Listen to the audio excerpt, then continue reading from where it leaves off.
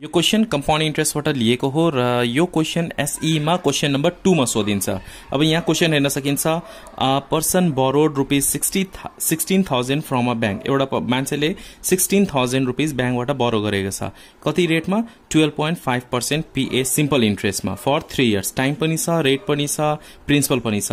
But he loans the whole amount to the shopkeeper at the same rate compound interest. फेरि उसले के गरेको छ, त्यही अमाउन्ट जुन बैंकबाट निकालेको थियो शपकीपरलाई कम्पाउन्ड इन्ट्रेस्टमा लोन दिएको छ। त्यसपछि नम्बर ए मा के छ, यहाँनिर find the amount to be paid to the bank as a simple interest. अब बैंकबाट त उसले सिम्पल इन्ट्रेस्टमा लिएको थियो लोन, अब सिम्पल अमाउन्ट कति उसले बैंकमा पे गर्छ। त्यसपछि नम्बर बी मा के फाइन्ड आउट गर्नुपर्ने, find the amount to be get from shopkeeper. अब त्यो मान्छेले जुन बैंकबाट निकालेको थियो उसले चाहिँ शपकीपरलाई दिएको रहेछ त्यो रकम। अब शपकीपरले चाहिँ त्यो मान्छेलाई कति दिन्छ, कति अमाउन्ट दिन्छ, हामीलाई कम्पाउन्ड इन्ट्रेस्ट युज गरेर अमाउन्ट निकाल्नु पर्ने। त्यसपछि how much will gain after 3 year, 3 इयरमा त्यो मान्छेलाई पर्सनलाई कति गेन हुन्छ त्यो फाइन्ड आउट गर्नुपर्ने। गेन निकाल्दाखेरि हामीले के गर्नुपर्छ, कम्पाउन्ड अमाउन्ट र compound amount of compound interest, amount of simple interest दुईटै के गर्ने, सबट्र्याक्ट गरिदिने। So let's take a start. Here principal is equal to कति दिएको छ, सुरुमा क्वेशन मजाले बुझ्ने अनि मात्र गर्ने। Principal P is equal to rupees 16,000, then time period, time is equal to 3 years, rate of interest or R is equal to कति छ 12.5%। क्वेश्चन नंबर 1 मा के भनेको छ, find the amount to be paid to the bank as simple interest. यहाँनिर हामीले simple interest number A मा के गर्ने, सिम्पल इन्ट्रेस्ट फाइन्ड आउट गर्ने, त्यसपछि अमाउन्ट फाइन्ड आउट गर्ने हो। सो सिम्पल इन्ट्रेस्ट फर्मुला के हुन्छ सिम्पल इन्ट्रेस्ट को, PTR by 100। So SI is equal to PTR divided by 100। P को वैल्यू कति छ 16,000 into T is equal to 3 years into rate is equal to 12.5% divided by 100। यो calculate गर्दाखेरि कति आयो, रुपीज 6,000 आयो सिम्पल इन्ट्रेस्ट। त्यसपछि हामीले यहाँ के भनेको छ, find the amount find out गर्नुपर्ने। So amount is equal to के हुन्छ, प्रिन्सिपल प्लस इन्ट्रेस्ट। सो यहाँनिर amount is equal to principal plus simple interest. Principal कति छ 16,000, सो यहाँनिर हामी 16,000 लेख्ने, प्लस इन्ट्रेस्ट कति छ 6,000, सो 6,000 लेख्ने, इज इक्वल टू रुपीज कति आयो 22,000। ओके, अब यहाँ क्वेशनले के भनेको छ, find the amount to be paid to the bank. बैंकमा कति पेड गर्नुपर्छ 22,000, जुन चाहिँ सिम्पल इन्ट्रेस्टमा आधारित छ। नम्बर बी मा के भनेको छ, त्यसपछि हामीलाई फेरि अमाउन्ट फाइन्ड आउट गर्नुपर्ने and by compound interest. So यहाँनिर compound interest, so compound amount formula use गर्दा हुन्छ, नभए कम्पाउन्ड इन्ट्रेस्ट फाइन्ड आउट गरेर कम्पाउन्ड अमाउन्ट युज गर्दा पनि भयो। कम्पाउन्ड इन्ट्रेस्ट फाइन्ड आउट गरेर amount is equal to principal plus compound interest गर्दा पनि हुन्छ, नभए डाइरेक्टली कम्पाउन्ड अमाउन्टको फर्मुला युज गरेर compound amount directly find out गर्दा पनि हुन्छ। सो यहाँनिर हामी compound amount directly find out गर्छौँ। कम्पाउन्ड अमाउन्ट इयरली है, यो compound amount is equal to P1 plus R divided by 100 power T। -1 लेख्नु हुँदैन, -1 चाहिँ कम्पाउन्ड इन्ट्रेस्टमा हुन्छ, कम्पाउन्ड अमाउन्टमा -1 नलेख्ने, त्यति मात्र डिफरेन्स हो।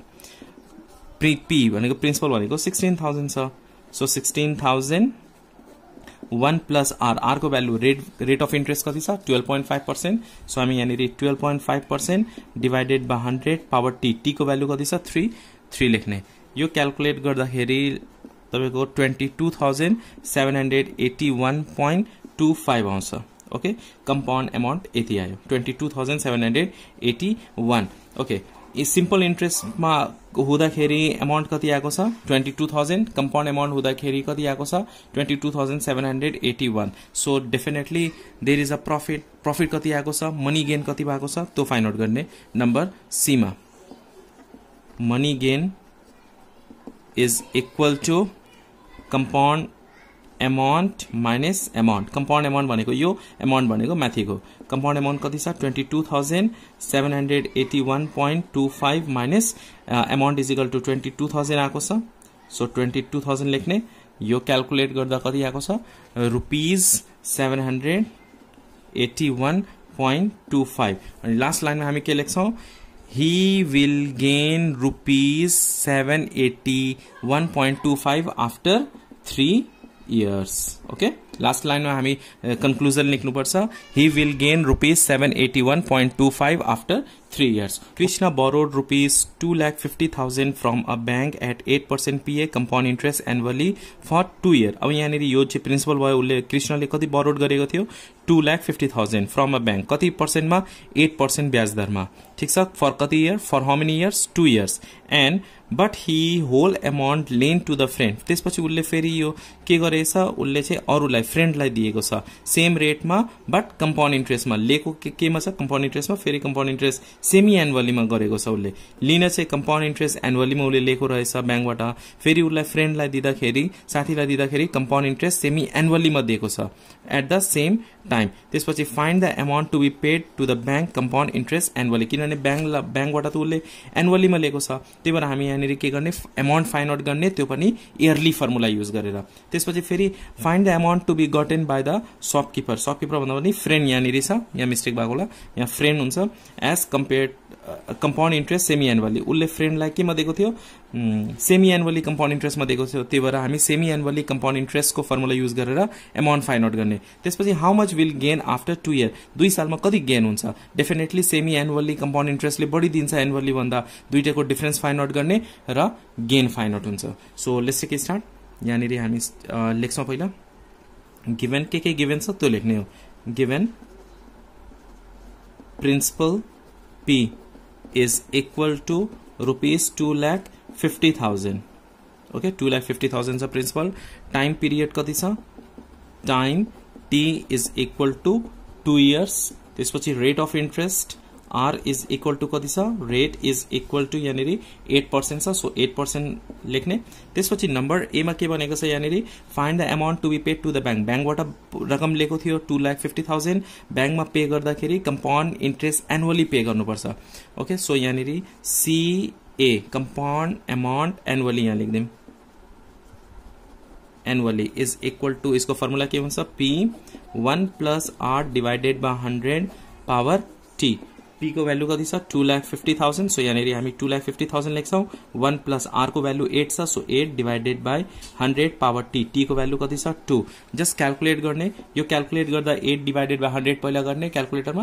त्यसपछि फेरि 1 एड गर्ने. त्यसपछि त्यसको स्क्वायर निकाल्ने र 2,50,000 सँग के गर्ने? मल्टिप्लाई गरिदिने. मल्टिप्लाई गर्दाखेरि कति आउँछ?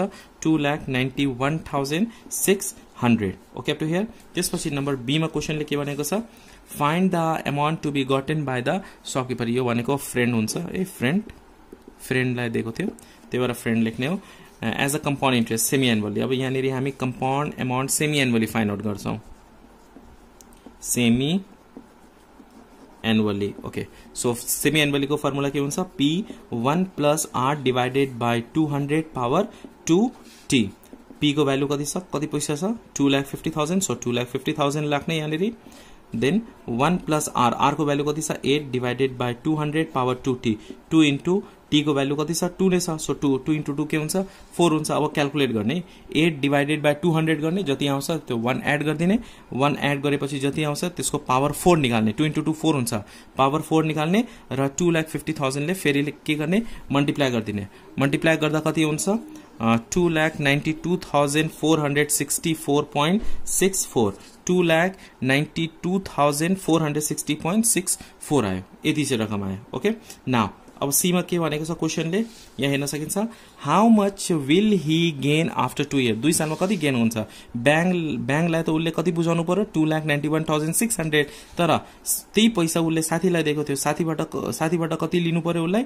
2,92,464. ओके, अब ब्याङ्कलाई त यति दिनुपर्ने, तर साथीसँग उसले कति पाएको छ? 2,92,464. डेफिनेटली यो दुईटाको डिफरेन्स के हुन्छ? गेन हुन्छ. सो हामी यहाँनिर गेन लेख्छौँ. गेन भनेको प्रफिट हो. Gain is equal to CA semi-annually minus CA annually. Okay, so rupees semi-annually कति आएको छ? 2,92,464.64 minus CA annually कति छ? 2,91,600. अब सबट्र्याक्ट गरिदिने. रुपीस कति हुन्छ यो?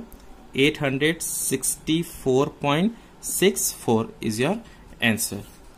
Okay, सो 2 सालमा कति अर्न भएको छ 864.64. Hope you understand this question taken from compound interest. यो सबै क्वेसनहरु क्वेसन ब्याङ्कबाट लिएको हो. So it's very important. Please practice and if you understand please hit the like button. New हुनुहुन्छ भने प्लिज सब्सक्राइब गर्नुहोला and do not forget to share with your friends and in different groups to. Thanks for watching till last. Keep supporting and keep sharing.